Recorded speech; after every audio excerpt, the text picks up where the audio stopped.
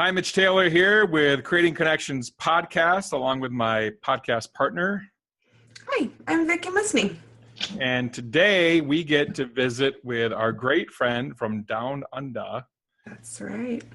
You get to be intrigued by his amazing Aussie accent. I do love listening to him talk. And I shut up quite a bit. Thank you. We get to learn the differences between American and Aussie weddings. We get to learn how training in the United States has impacted his life and a whole lot more. Stay tuned. That was nice and easy.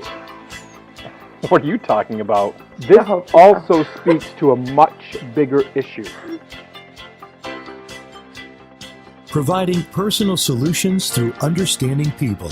This is the Creating Connections podcast with Gitomer Certified Advisor Mitch Taylor and Certified Personality Trainer Vicky Musney. Welcome back to the podcast. I am Mitch. And I'm Vicky. That feels weird. It's okay. We can adjust. We can change. We have a guest today. I'm so excited. Way from Down Under, we have our good friend Billy James. Hello.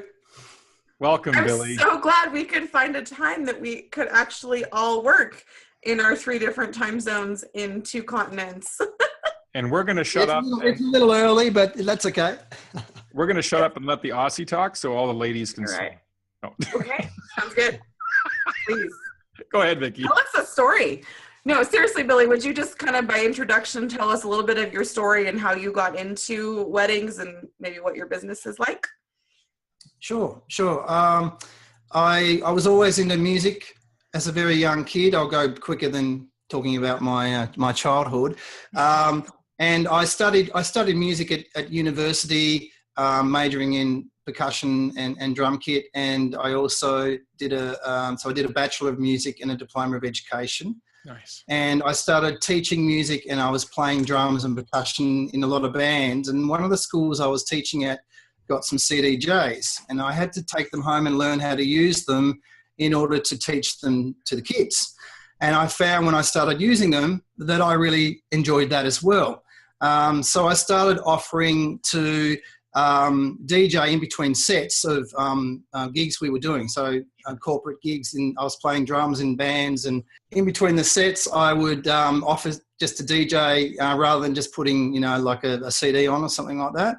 And then I was living in Melbourne at the time. I moved back to Adelaide and teaching in a new school, playing in different bands. I started DJing for some different agencies around Adelaide, and then I decided I wanted to start my own business because I wanted to do it the way I wanted to do it, because I was finding, look, every couple is different, and even though weddings have a sort of similar format in Australia, every couple is different and they deserve a bit of attention, and the agencies I was working for sort of all did it the one way. And so I started my own business. It was just me for a few years, and now I have a couple of other DJs that I work with as well. So that's sort of my story in a nutshell. I'm very fortunate that I'm full-time in the music and entertainment business with teaching music, playing drums and percussion in bands, and DJing and running my own business. So cool. Now, in your story, you mentioned briefly, well, that's the way things were done in Australia. Can you just share with us, because most of our viewers are in North America, but are there things that you have learned over the years? Because I know we obviously met in the States. I have not been to Australia yet. Are there things that you've noticed that are different tradition-wise in terms of what's normal, what's expected? What have you noticed with weddings compared to where you are compared to where we are? I haven't actually been to a wedding in the US, so that's something next time I come back over there and to do some training and to go to Mobile Beat and some of those type of events. I certainly would like to organise perhaps to shadow a DJ at a wedding, not get in the way, but just come and just watch so that I can really see some of the differences between the 2 countries. Some of the things, I think probably the Australian weddings are probably a little bit more similar to some of the Canadian weddings, just with some of the stuff that I've heard Dave Turnier So probably a little bit closer in those respects, and a little bit like of a hybrid, and a bit of a hybrid between English and American. So, well, we don't do rehearsal dinners. I don't even know what that is. Like, it sounds like an excuse for just a really fancy meal the night before. Is there actually a rehearsal done at a rehearsal dinner, or is it? Oh, that's a good question. Do you have social? What are you rehearsing? You're rehearsing how to eat for the night. Okay. So typically, a rehearsal dinner happens after rehearsal for the ceremony. So the bride and groom. That is an actual rehearsal. Yeah, that is an actual rehearsal, but they call it the rehearsal dinner because it follows the actual rehearsal. For the ceremony for the next day. So that's where rehearsal dinner, essentially comes from, the basic definition. And in Canada, they also have socials, which is like an engagement party. So that's. You guys don't have those? Yeah, those. Yeah, so most couples have an engagement party. Okay. So they get engaged, they have an engagement party, and quite often they'll have a DJ for their engagement party as well. And that'll usually happen within about 6 weeks of their engagement. So it may be well before their wedding, or it may be close to their wedding. It depends on how long they're going to be engaged for. Yeah, we don't have those in the States. Oh, there you go. So I didn't know that. But is the engagement parties there, though, are they like a fundraiser, like the socials that we've heard about in Manitoba? Or are they just a party? They're just a party to announce that they're getting married. But I mean, most people would bring a gift. But they're a bigger deal. An engagement party. Or we have wishing wells also. I don't know if you have those in the United States. Do couples do a wishing well for their wedding? What does that mean for you guys? So that's what about a gift registry? Have you heard of a gift registry? We have it. Okay. So traditionally, I suppose way back, people just used to bring a gift, and there's always the story of a couple receiving 12 toasters or 22 mix masters or whatever.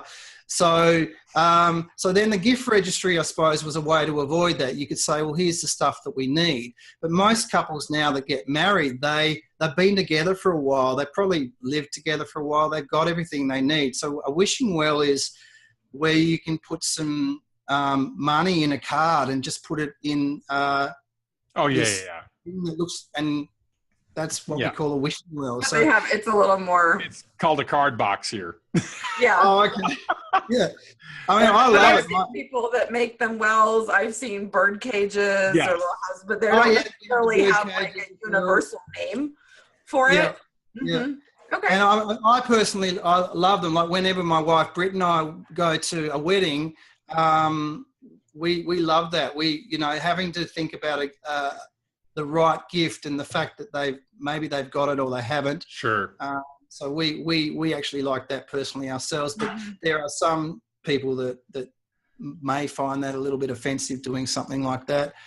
The ceremony, like in Australia, if you're a celebrant, which is like an officiant, I think is what we call it there, you can't work in any other area of the wedding industry, so you can't be a celebrant and be a wedding DJ.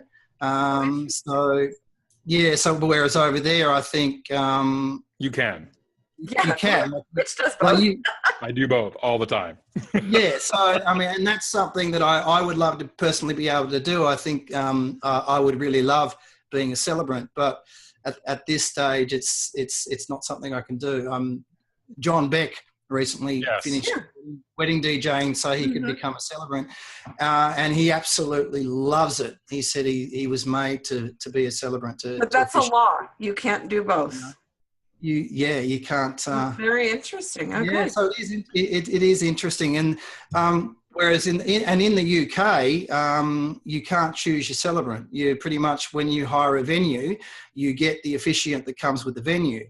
Whereas in Australia, you can choose your celebrant, and they can really personalise your wedding.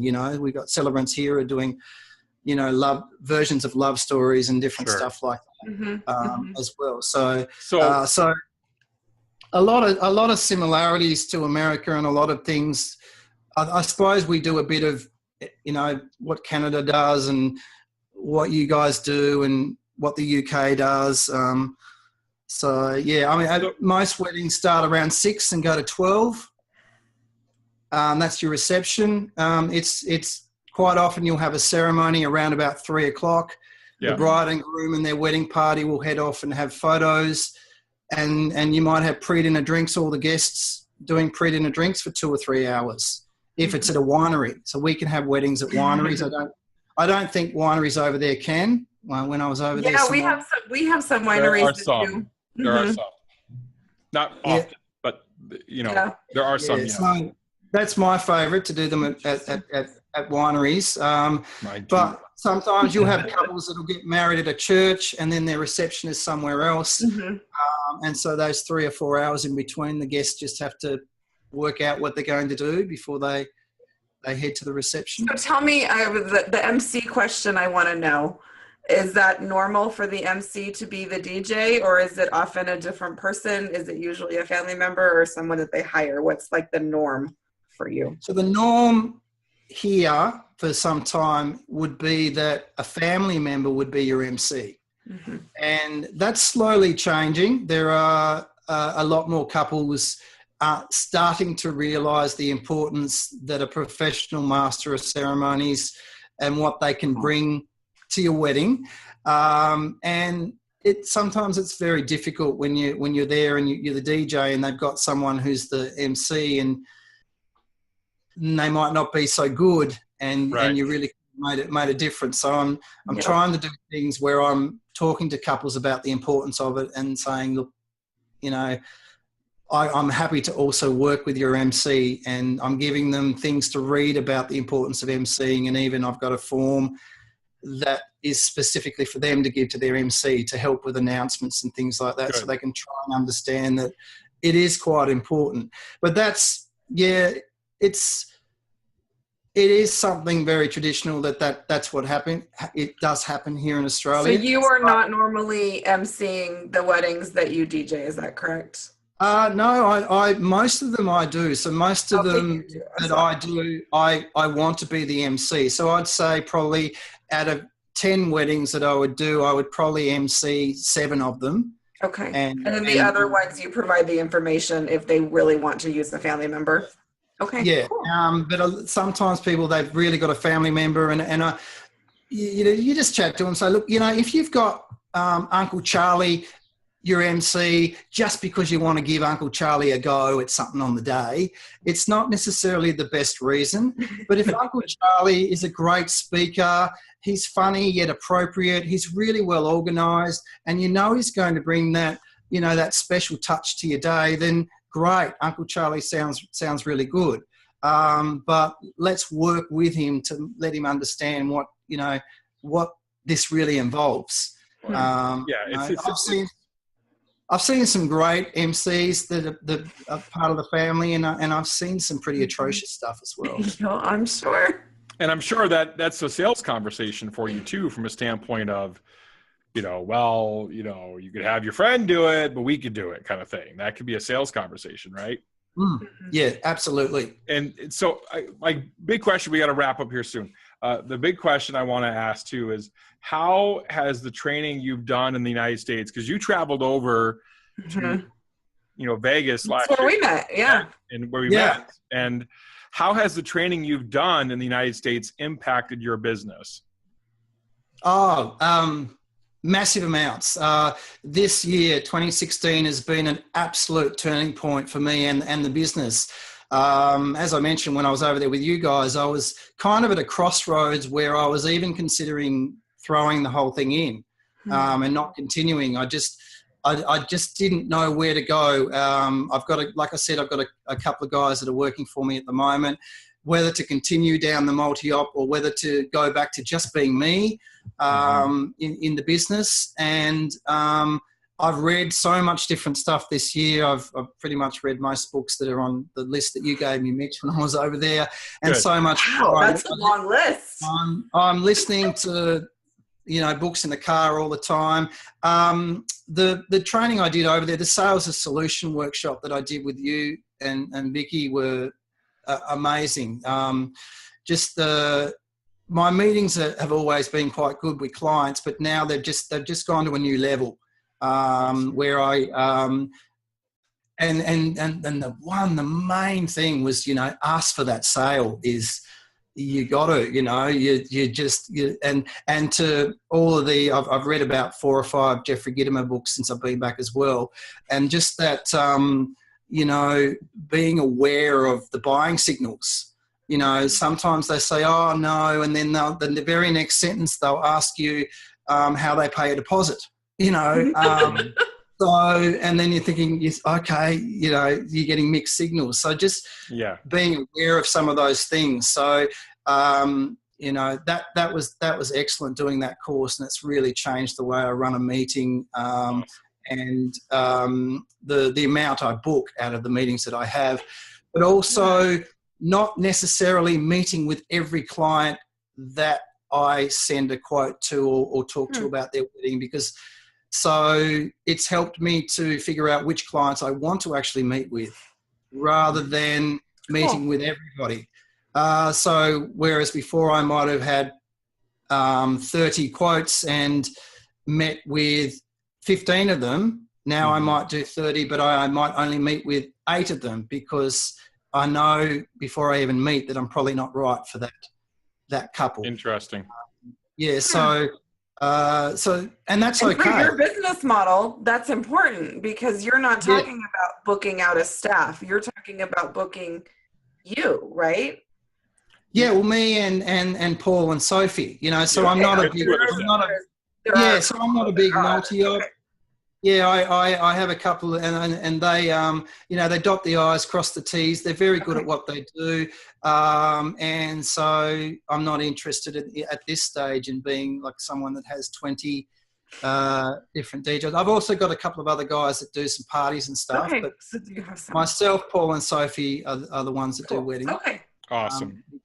So, and then the Marbecca that I did as well was excellent.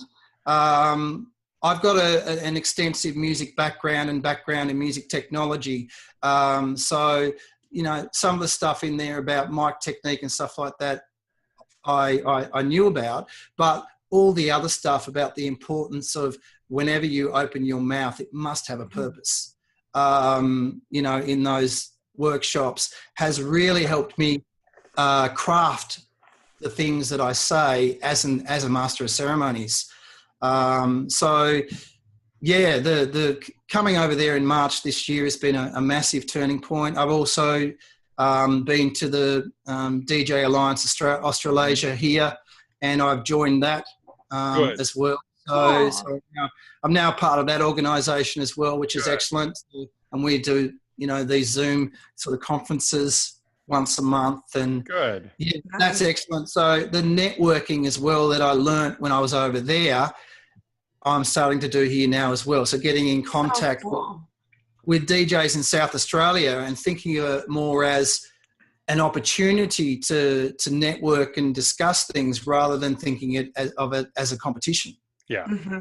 To collaborate more. Yeah. Yeah. So thank you so much, Billy, for being on. And one other thing, your book, Creating Connections, I've read that about 3 times as well. So that's thank you. That's excellent as well. So thank you. Great. That means a lot. I love knowing that the stuff that we put our heart and soul into is beneficial to other people, because that's we love it, we believe in it, but to hear that it's helped others. It's helped others, and that it's not just that the concepts are universal, that you're learning things from us that you can take home and apply and help change the relationships in your market. I love hearing that. Absolutely. And having the Mitch's book as well, whenever I read that again, takes me back to when I did that workshop as well. So it's great to be able to read that back as well. And the the books that I got off you as well, Vicky. So the education one, be able to apply that to my music teaching, and with the four personalities and that sort of stuff as well. To bring that into a meeting and to go in there and go, wow, you're a yellow. Okay, let's start talking this. Awesome. Or okay, the bride that comes in with a folder this high, and you go, okay, you look like you may be you're a blue. So that sort of stuff is great as well, because it really helps you to think about how you're going to discuss things and what's going to be important to them as a couple as well. Sweet. That's fun feedback. Billy, thank you so much for joining us today, for fitting us in so early in the morning for you while it's regular work day for us. Yeah, exactly. Thank you so much, Billy. No, I'm off to another meeting in about 20 minutes. So. Okay. Perfect. Well, keep that work ethic going. Keep the grind going. We love your entrepreneurial spirit, and we absolutely love you and Britt. So thank you so much. Thanks for joining us. Once again, thank you for joining us for this Creating Connections podcast with our great friend, Billy James from Adelaide, Australia. I am Mitch Taylor. And I'm Vicky Musney. You can join us coming up at Mobile Beat Las Vegas. Go to Mobile Beat Las Vegas to get your tickets. That's mobilebeatlasvegas.com to get your tickets. And you can join a special workshop that Vicky and I are hosting actually at Mobile Beat again this year. If you've been intrigued by some of what Billy's spoken about with the trainings he did last year, we're offering something a little bit different this year, but still greatly beneficial. There are a few seats left, so you can jump on that deep dive, mblv.eventbrite.com, or just go to creatingconnections.biz/events. You can get your tickets that way too. This is the Creating Connections podcast. I'm Mitch. I'm Vicky. And we provide personal solutions. Just let Billy say, and I'm Billy, because he's here. I'm Billy. Perfect. We provide personal solutions through understanding people better. We'll see you next time. Have a good one. Good.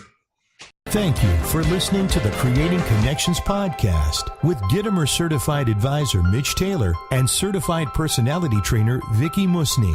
For more information on providing personal solutions through understanding people better, visit creatingconnections.biz.